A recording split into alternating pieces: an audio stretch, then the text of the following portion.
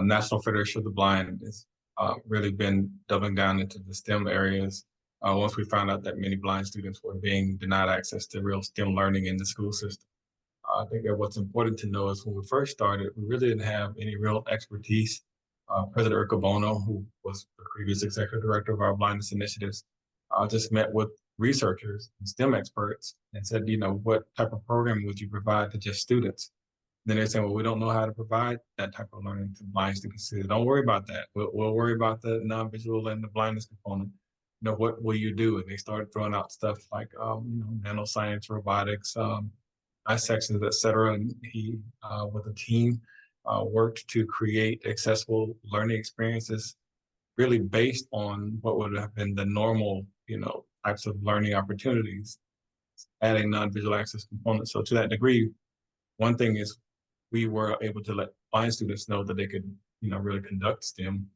Then we're also letting the professionals know how they can make it accessible. The interesting part about that is in making the learning accessible, talk about the mutual benefit, the individuals who were providing the instruction were able to create multimodal tools of learning that were helpful to everybody, not just blind students. So then as we acquired more expertise and, just a shout out to Dr. Shaheen, who was our director of education at the time, then we started coming to the table with more knowledge based on what we've learned. And then her professional and academic pursuits also augmented that. So we're able to build those relationships with the science museums through NSF grants and some other opportunities. Just finished SABRE program, spatial awareness and blindness engineering research.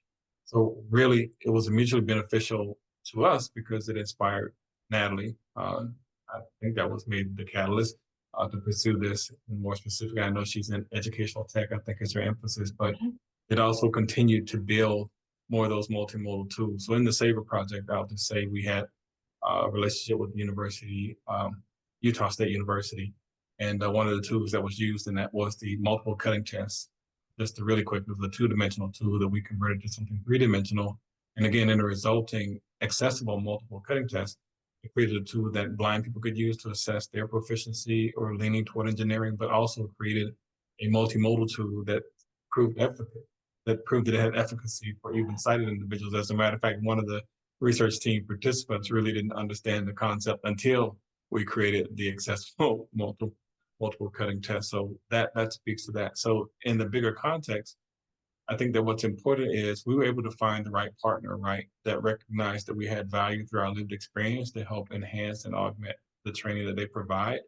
A lot of the peripheral benefits that we received weren't intentional, but it really was something that was beneficial. And as we move forward to create more of those opportunities, we can use those as selling points, again, to be valued as true partners in the research moving forward.